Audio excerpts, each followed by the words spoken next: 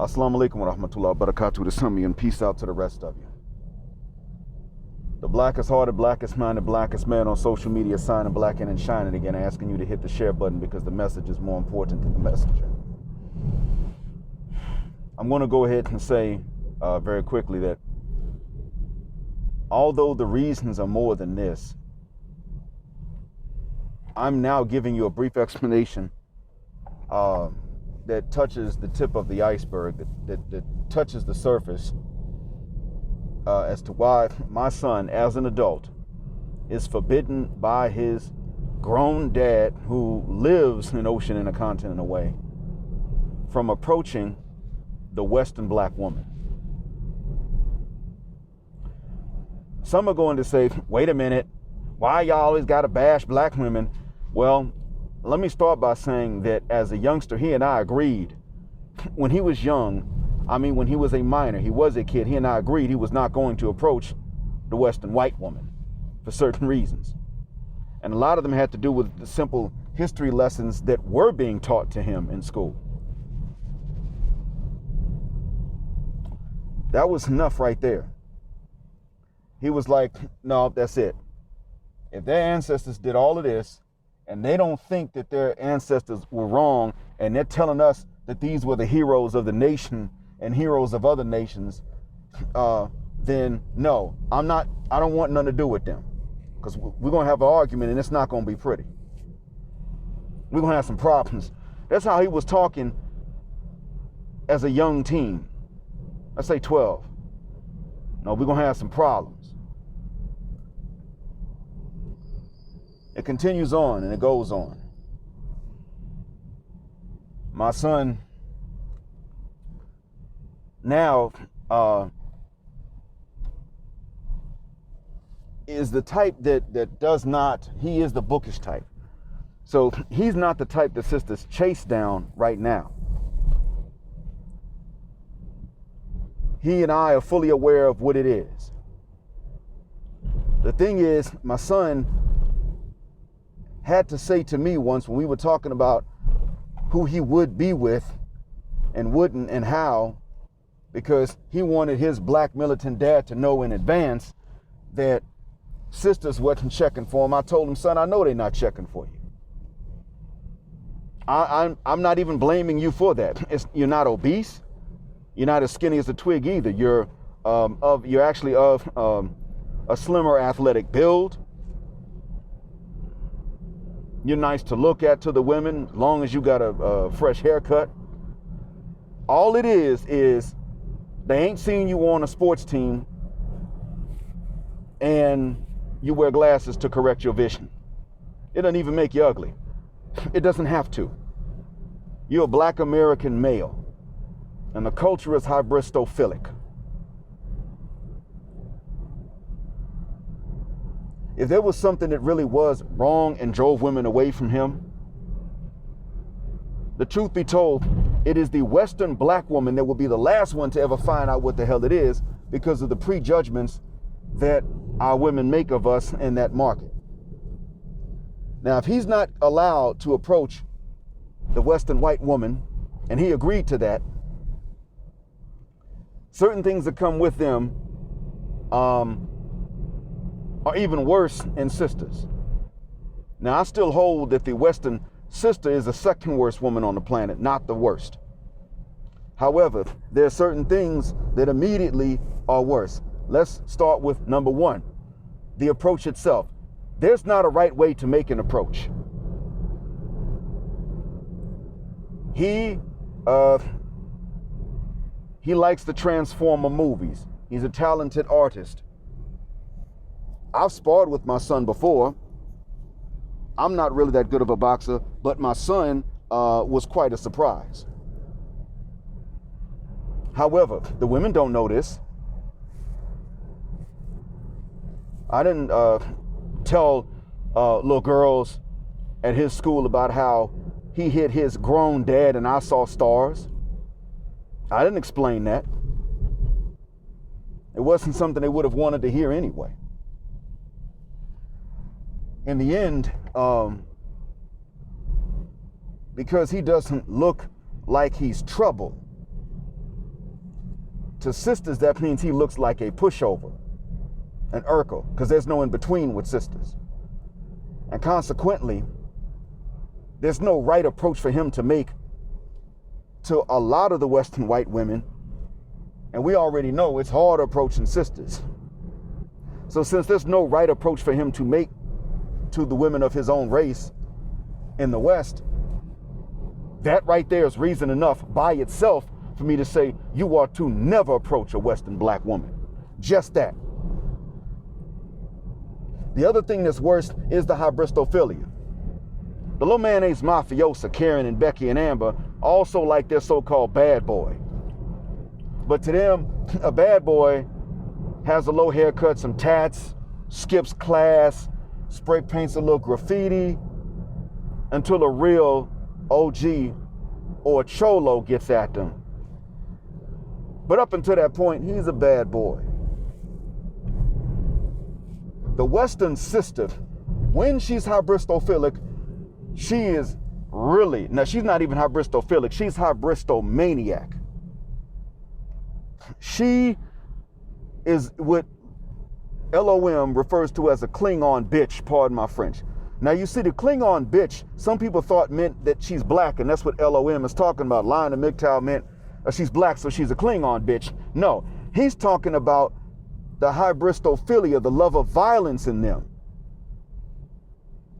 In the Star Trek canon, so to speak, and I don't even follow it, to be honest. I don't follow Star Wars or Star Trek, to be honest with you.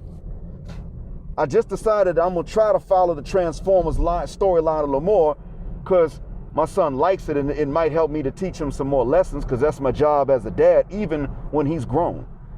I promised him I would look after him until he's 22. And I've decided I'm going to extend a few more years without even telling him. My son is allowed to live with me up until 24. I will allow it.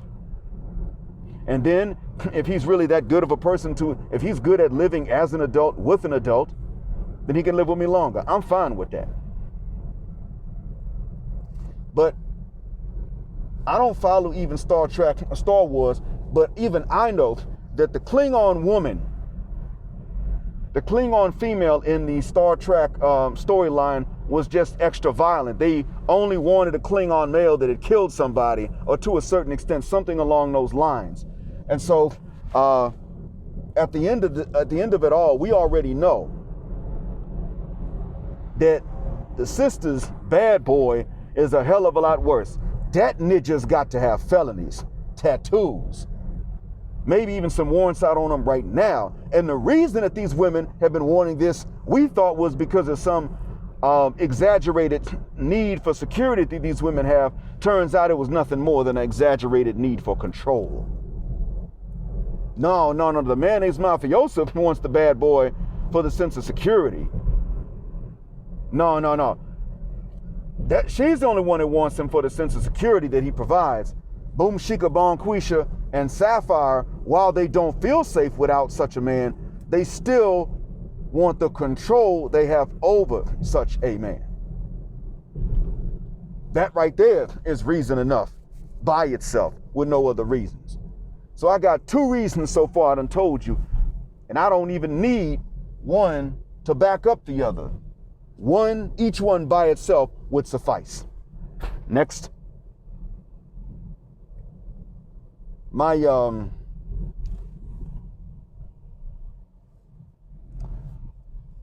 I learned something when I was watching Kevin Samuels earlier this week. And as I was watching Kevin Samuels' show earlier this week, he was talking to these young women about the priority that they give to sex. And I really don't blame women for prioritizing sex, as long as they understand that there's give and take, meaning that means it's at the expense of something else. But he actually called it pretty well. He was breaking them down and getting them to understand, or getting them to show us that their prioritization of sex was coming at a cost. They just didn't care, or they would not accept it. Now, goes even further. There's even more. I was looking at this and realizing that my son, in getting with a white or a black woman, or any other woman, is going to be prioritized for his sexual capacity. I mean, he's going to be really scrutinized for that. Now, if he gets with, let's say, some other women, he may be less scrutinized for that than he is with a sister.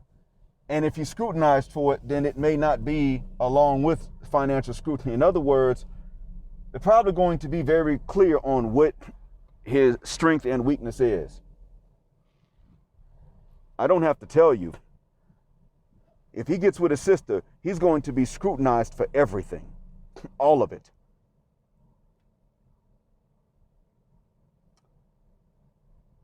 And that same woman will turn around and get with a non-black man and let him off the hook. Maybe other women would do the same thing too, but I'm not going to front. I want to tell my son, listen, son, you don't have to be patient with any of the BS of these women. None of it. You have every right to look at these women and the BS that they're putting you through and the scrutiny and say, hold up.